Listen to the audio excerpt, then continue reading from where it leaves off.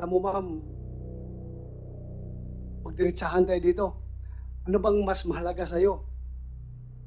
Yung pera na kinikita ninyo o yung buhay ng 34 na tao nawawala? You have explained that already. Alam mo, kasi nakikita ko dito, it goes without saying that kung may gusto, maraming paraan. Kung ayaw, maraming dahilan. If I am in your shoes, if I were in your shoes, sabihin mo na, sinabi ng ni Senator Grace po that you can have your own discretion. Although, kailangan pa ninyo ng clearance galing from the President. Pero, sa bigat ng sitwasyon na ito, 34 katao ang missing hanggang ngayon. Siguro ako, kung ako sa iyo, ma'am, pupuntan ako kay Pangulong Presidente. Kay President Duterte, sabi ko, sir, mabigat po ito na problema. Pwede pang ako na mismo makiusap sa iyo na isuspend natin ito.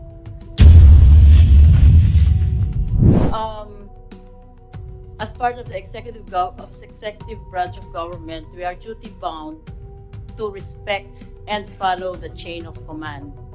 This is not an easy thing to do because it has a very strong, a very strong effect on the revenue generation that we're doing and also on the regulation of e-Sabong itself. We would like to inform this honorable body that we did not go into e-Sabong without careful, completed staff work, which we are also required to perform under a mandate from the Office of the President. This is the reason why we sought different kinds of opinions from both the OSG and the Department of Justice if in fact PAGCOR has the authority to regulate e-Sabong. And this has been in discussions in 2018.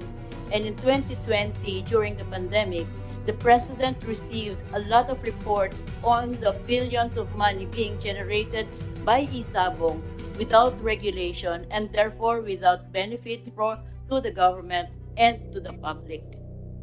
Thus, we proposed that in discussion with the Executive Secretary, we proposed that we seek a final opinion from the Department of Justice on whether PAGCOR has the authority to regulate e-Sabong, and we have then received in January 2021, the opinion of the DOJ saying that PAGCOR does have the authority to regulate e-Sabong. But going farther than that, we requested the Office of the President and the President to please recognize, therefore, this authority issued by the DOJ for us to be able to regulate e-Sabong. And in February 2021, the President issued a letter through the Executive Secretary recognizing the authority of PAGCOR to regulate e-Sabong. So we started, it's a new product, and in all, we would like to admit that the system is not perfect, because we had 2 months, 3 months to be able to do that because of the urgency of the matter of proliferation of e-Sabong and then not being able to collect any revenues from it and not being able to regulate it, which includes responsible gaming, a prevention of banned personalities like minors from engaging in e-Sabong.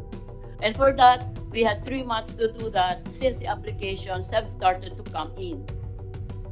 The problem was that we admit that it's not perfect, and there's an ongoing scrutiny and ongoing analysis of all of our systems and procedures and policies, and all of these things have to be done simultaneously with doing our job of regulation. The reason why we also, although we do respect and we do we respect the resolution from 24 senators for us to suspend immediately e-Sabong operations, we also have to do an analysis or completed staff work on what the repercussions of this would be not only on the loss of revenues, but also on the Office of the President and of PAGCOR. The thing is, there is a serious loss of revenue. For last year, the average since May, April, the average revenue that was generated from this, from Isabong was about 400 million pesos. But this year, in January, it was 640 million pesos a month.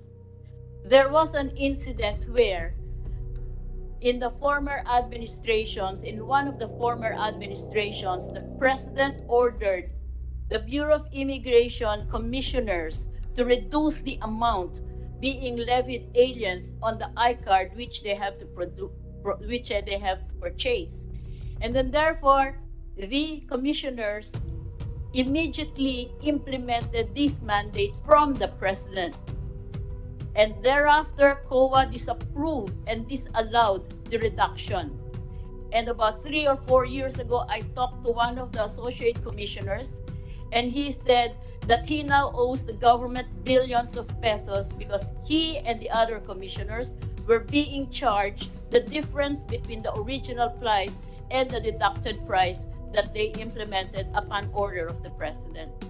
In PAGCOR, therefore, we stand to the peril of having to pay 640 million pesos a month while we suspended the operations without a clear and legal basis.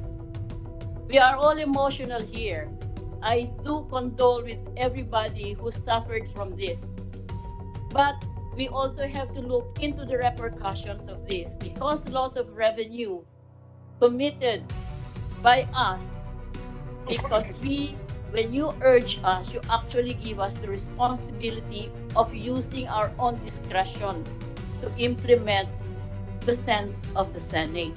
So therefore, in the final analysis, it would be PAGCOR who would be responsible for the decision. Second, we are under contractual obligations with our licensees. Having been recognized by the President and authorized to regulate Isabong, we therefore went into a contractual agreement with them while issuing them a license.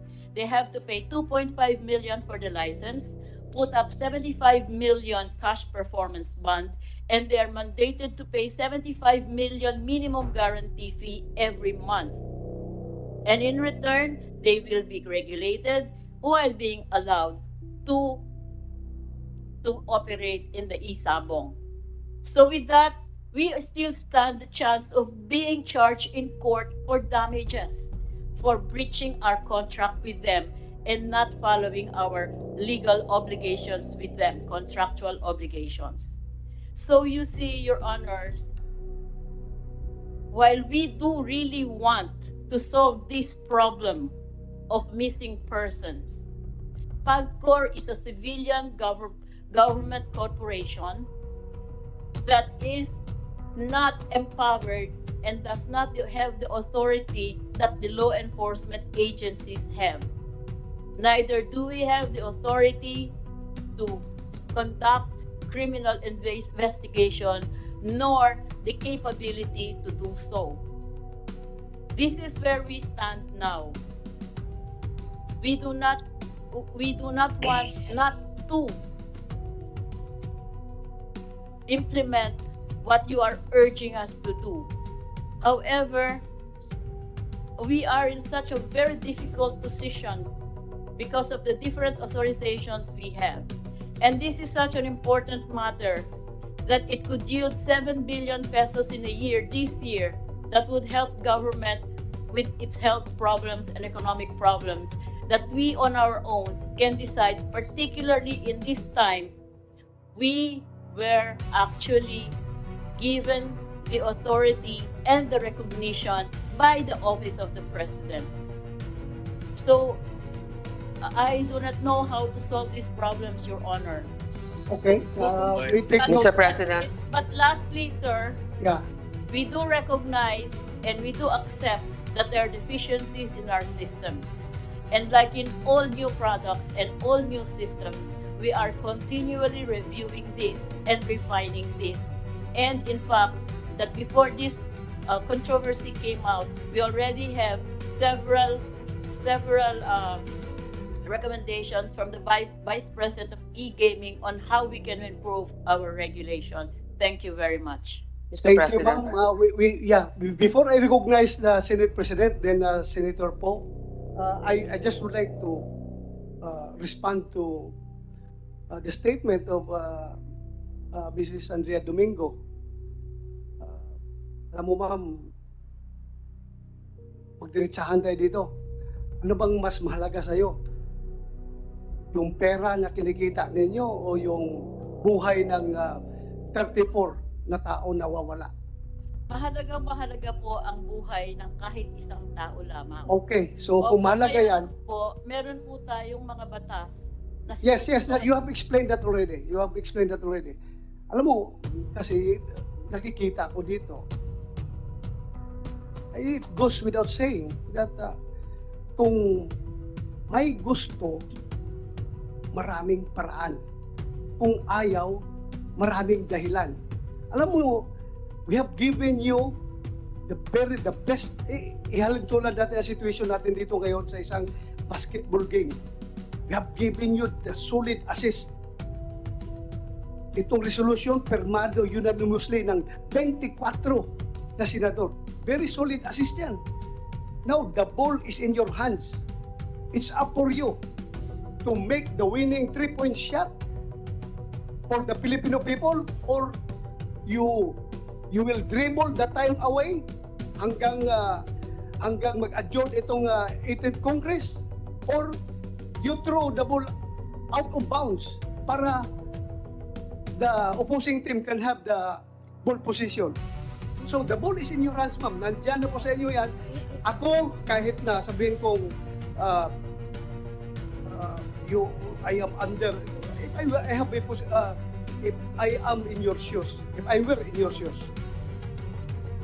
sabihin mo na, sinabi ng Senator Grace po na you can have your own discretion. Although, kailangan pa ninyo ng clearance galing from the President.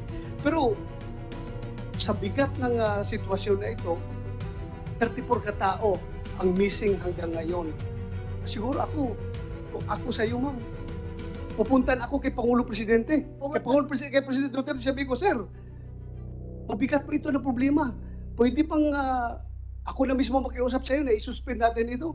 Sir, noon po na-receive ko ang inyong resolution, at the same in 2 hours time, nagkaroon na po kami ng sulat referring. At tinanong ko po talaga sa Executive Secretary, Sir, pumayag po ba talaga ang Presidente na isuspended ang operations according to the news reports? Ang sabi, at kung sinabi lang po sa amin ni ES yun, isususpende po namin. Kaya lang po, ang sabi po ni ES, na Executive Secretary, tinanong ko si Presidente Jan Andrea, ang sabi niya, wala siyang sinasabing ganoon. So, paano po ang gagawin O ako namin? ngayon ang sinungaling. Hindi Na po. akong kausap mismo ni Presidente na sinabihan ko niya, sige. Ako ngayon ang sinungaling. You're making Hindi this, ibig sabihin, Secretary Medjaldia would like to make me appear na being the chairman of this committee at personally nakiusap nagsabi kay Presidente, ako ngayon ang sinungaling.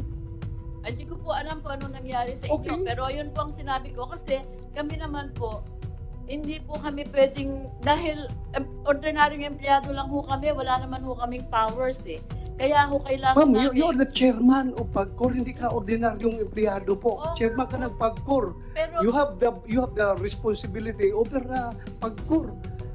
kung, Kaya you are regulating agency as you have been claiming before. You regulate isabong. Kayo nag-regulate ng isabong. Kaya ang problema nandito ngayon sa isabong, so we are expecting also that gawin rin niyo yung papel. kung babasahin ninyo yung DOJ opinion, yung isabong po, dinivide po talaga yan ng dalawa. Yun pong sabong, traditional sabong, na full ang jurisdiction ng LGU kung saan naggagawa ang laro. Yung Na-explain na yan ng yung representative last time. This committee is fully aware of that mechanics ang isabong.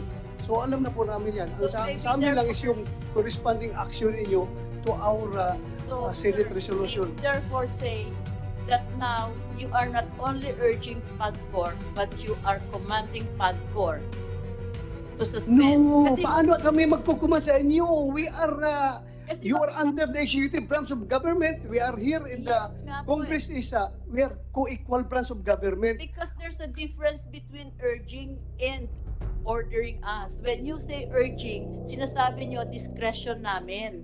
Pag po discretion namin, ang laki po ng sagutin namin sa COA at sa korte. Kaya nga sinasabi ko pag may gusto, maraming paraan. Hindi Kung po ayaw, compliant maraming sa dahilan. Kailangan pag-isipang mabuti lahat ng desisyon. Yun lang po, ma'am. Yun lang po ang sa amin. Basta-basta. Yun lang po sa amin. Sana gawan nyo ng action yan. Kasi alam nyo, pag meron pang mawawalang tao dito, dahil sa isabong, I don't know, how can we face the people kung bakit may nawawala na naman dahil sa isabong. Kung Yun lang po- po sa akin, ma'am. Kung pong may mawawala pa, siguro po dapat managot na talaga ang law enforcement agency dahil sila po... Ayun na, pinapaksa na natin yung problema. Pinapaksa mo na naman sa law enforcement agency. Kayo nga ang may primary jurisdiction over isabong. Ngayon, ayaw niyo i-suspend. Kung may mawawala na naman tao, ipasa sa law enforcement. So, pasahan na tayo dito ngayon ng passing the buck. Yes, manghuhuli. Kami po, Hindi nga kayo naguhuli, but you are the one regulating. Paano sila makapag-operate kung wala silang license to operate galing sa inyo? Kayo ang nagbibigay. Mr. Chairman, Yes, go ahead, Senator Rizal. Go yeah, ahead. please. The sense of the Senate is to strongly urge the PAGCOR to act, to suspend. Suspend ang sinabi, hindi recall or rescind, suspend. Ang dahilan, baka may mga sumingaw pag nangyari yon, sapagkat yung enforcement agency hindi lang hirap, may kabagalan.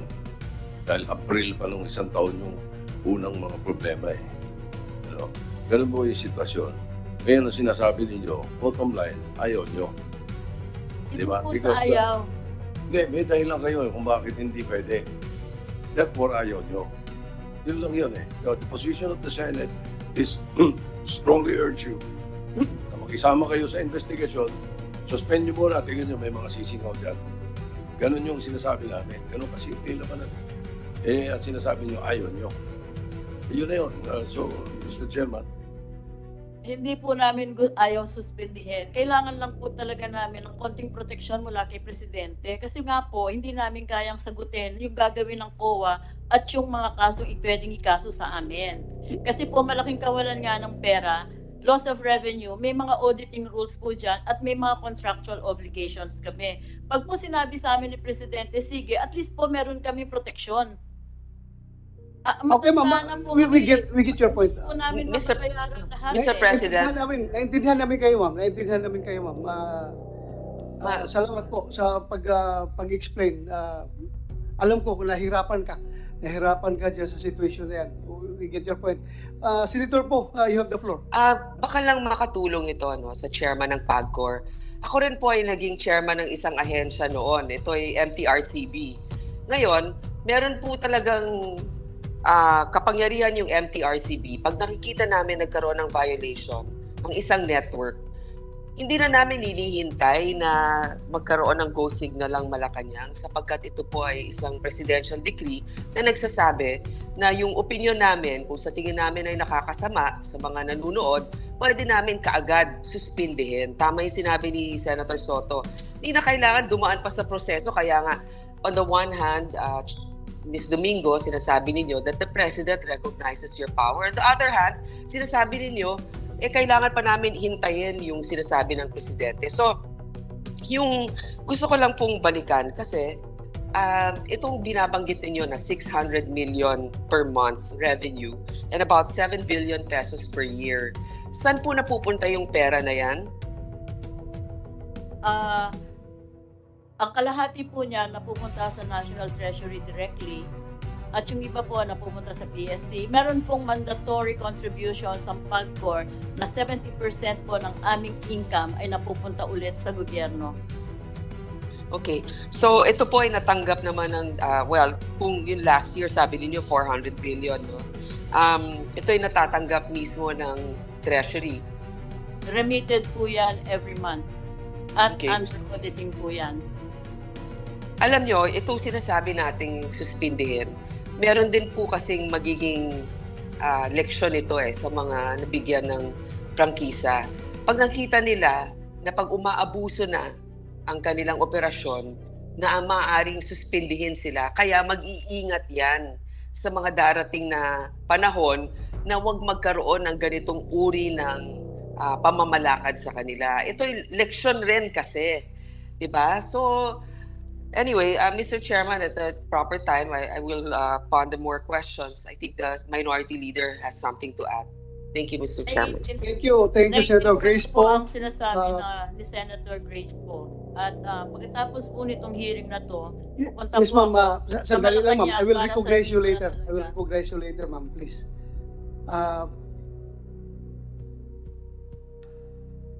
Sige, ma'am, go ahead. Minority Leader, mamaya I will get back to you. Tapusin mo natin si Ma'am Pagkatapos po Andrea ng Domingo. hearing na to, sir, pupunta po ako sa Malacanang. At the very least, I will meet with the Executive Secretary para alam ko na po kung ano rin ang sense ni Presidente. At kung po sinabi ni Presidente na suspendihin at magkakaroon na ako ng at least protection mula dun sa magre-retire na po kasi ako Ayoko pong magkautang ng bilyon-bilyon. Kaya po talagang tatanungin ko siya, pag sinabi lang, kahit verbal lang, suspende mo, isuspende po namin. Maraming salamat, ma'am. Thank you very much. We admire you for such... Mr. Chairman, yes, may I just introduction. kung sakaling ibalik sa inyo ni President ang tanong na ano bang recommendation ninyo, ano po yung sasabihin nyo sa kanya? Doon po sa letter namin, sinabi na namin po yung aming concern talaga na kailangan magkaroon ng solusyon dito sa missing persons at dapat hindi na ito mangyari. Pangalawa po, sinabi rin namin yung sinabi ko sa inyo na pwedeng maging repercussions ng suspension without clear and legal basis. Kaya po, kung ipapapasa po niya sa amin, completed staff work na rin po kami ng staff namin at alam na po namin ang different options na gagawin namin nang hindi naman po kami makukulong. Hindi po, in so many words, in short and simple language, ano po ang i-recommend nyo kung sa inyo itanong ni Presidente kung ano yung recommendation ninyo tungkol sa sense of the Senate resolution? We would like to be able to review all of our policies and regulations, and while reviewing, we might have to talk to each one of the operators to let us do our work first and let's have an interregnum in their operations. Gaano ko po katagal kaya yun? Pagka nakita ko na po yung sinabi ni Presidente, immediately, Friday, sa Monday po, makikipag-meeting kami ng isa-isa at Hindi po, i-explain gaano po namin. katagal kaya yung completed staff work na gagawin ninyo para maging definite ang recommendation nyo kay Presidente kung isususpend o hindi? Next week lang po. Salamat po. Salamat po. Thank you. Senator Drilon, you have the floor.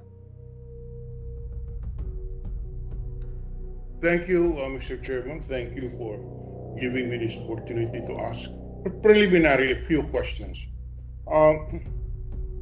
Napansin po namin na ang sinabi ng aming Pangulo ng Senado, Senator Soto, na sang-ayon doon sa sinabi ni Senator De La Rosa, pumapayag ang Pangulo na suspindihin muna yung license to operate noong Lucky 8. Ngayon, sinasabi po niyo naman na hindi ito ang sinabi sa inyo ni Secretary Villaldea. Tama po ba yan, ma'am? Opo, sir. Ngayon, ang ibig mong sabihin, ibig ni Presidente ituloy ang operation ng Lucky 8. Wala po pa siyang sinasabi sa amin, sir, doon sa aming referral letter. Kaya nga po, sabi ko, pagkatapos po nito, pupunta ako sa Malacanang, okay, Presidente kung pwede, okay, Executive Secretary, para tanungin ko po. Yeah, but you acted on the basis of the information to you of Secretary Villaldea. Just limiting ourselves to that information relayed to you. You are of the conclusion that the President would want to continue with the operation of E-Sabo? Hindi po. Ang sabi po sa akin, the Executive Villaldea, kinausap po niya si Presidente kung pumapayag daw po si Presidente na totoo yung announcement na isuspende na. Ang sabi daw po ni Presidente, wala po siyang ganong sinabi. Kasi po, kailangan kung sinabi lang po na ano yun, disuspendido na po ngayon yan. Ngayon po, because of, I respect the minority floor leader because he's been in government, both executive and legislative. Alam po natin lahat na may mga given procedures na hindi po natin pwedeng i-cut pag nagtatrabaho po tayo dito sa executive. Dahil napakalaki pong issue nito, napakalaking problema, talaga pong kailangan naming i-refer, lalo na kung before, nag-usap na po si Senator Bato at ang Presidente at tinanong na ni Senator Bato na kung pwede at sinabi po niya na pumayag si Presidente even before the hearing. So, kami naman po, kailangan lang namin ng official statement para po i-implement namin kung ano ang gusto ni Presidente. Yeah, alam po natin sa ating sistema ng pamahalaan, yung pangulo natin ay siyang may supervision and control over the entire executive department, including PAGCOR. Now, that is why my question is, given what the instructions you have received from the executive secretary, the position of the president at this point is that PAGCOR, that Lucky 8, should continue to operate. Dahil sinasabi niya, huwag na munang suspindihin. Sir, kahit po ayaw kong hulaan o pangunahan si Presidente, baka po kailangan nila ng panahon na para pag-aralang mabuti kasi po hindi naman Lucky 8 lang ang pinususpende po ang buong isabong. Meron na po kaming mga letters of appeal dun sa iba na nagsasabi kung anong dahilan kung bakit sila ipapatigil since wala naman po nangyari sa kanilang jurisdictions. So siguro po kailangan lamang ni Presidente at ng Executive Secretary na pag-aralang mabuti para magkaroon naman po ng fair and just treatment. Sinabi niyo kanina, Madam Chair, na ang DOJ nagbigay ng opinion ng PAGCOR may authority to regulate isabong and that the Office of the President through the Executive Secretary recognize the power of PAGCOR to regulate isabong. Tama po ba yan? Opo sir, nandito po yung sinabit na namin po itong copies na ito sa committee. Kung mayroon po kayong kapangyarihan na maglisensya ng isabong, you have the power to license, and in fact you have licensed the operation of isabong. Doesn't that authority include the authority to withdraw the license? Or at least suspend it? Opo. Isn't that part of the power? Yes, sir. Kasi po dun, regulate? yes sir, we have that. If So they, if you have that authority, why don't you exercise that authority? we have the power to suspend and even cancel. Opo sir, we have the power to suspend and even cancel licenses we issued if the licensee violated our own manual of requirements or regulatory procedures and requirements. Dito po kasi sa isabong, yung pong wala naman po silang na-violate doon sa aming agreed upon requirements from them. Kaya po, hindi namin arbitrarily na isuspinde o patigilin sila. Kasi po, meron nga po kaming obligasyon sa kanila eh. Sinabi namin, sumunod kayo dito, magbayad kayo ng proper licenses at proper fees, pwede kayong mag-operate. Doon po, ito pong suspension na to, wala po doon sa manual na, wala naman, hindi po namin na isama na kung may mawawala at maakusahan kayo, suspendido na rin. Kung sana pong na-foresee namin ito, siguro po, pwede namin gawin yon. Kaya lang po doon sa contract namin sa kanila, hindi po yung kasama eh. At saka po nangihingi lang sana kami ng clear at saka evidence po na may airing sa kanila para hindi shotgun approach ang suspension, kundi doon sa focus, doon sa guilty party na mapoprove in court na guilty. Kasi Madam Chair, gagawin yan. Okay. Now, when you issue these licenses, Did you get the clearance of Malacanang? Meron po, we asked for the authority kung pwede kaming mag-issue ng license ng isabong. Kaya po Yes. binigyan kami ng sulat that they recognize the authority. Yes. We Now, report do and you, we report excuse kung me, sino ang Madam nilalicense. Chair. Please, Yes. ma'am. Okay. Can you make your Alright, okay, magsabay, answers okay, magsabay. shorter because my time is limited? Okay. Now, yes, you were given that authority. My question is, on an individual basis, on a license basis, do you secure the clearance of Malacanang when you issue a license for isabong? No, sir, but we report to Malacanang the license that we have issued. Yes. So you do not get the clearance of Malacanang. No, because we've already been authorized and we have already done Madam Chair, on an individual basis. Let's say for the authority that you granted to Lucky Aid, did you get an authority from Malacanang? No. Okay. If you do not get an authority from Malacanang, why will you now get the authority of Malacanang to suspend isabong where you are the licensor? Because hindi namin pwedeng based on what we have now, we cannot legally suspend kasi nga hindi kasama yon doon sa contract namin when we issued the license. Outside po yon. Ngayon Madam po, Chair, dahil ang Madam laki Chair. din ng repercussions nito, Madam hindi Chair, lamang sa yes. revenues, kundi pati sa amin, kailangan po namin talaga ng guidance from the Office of the President.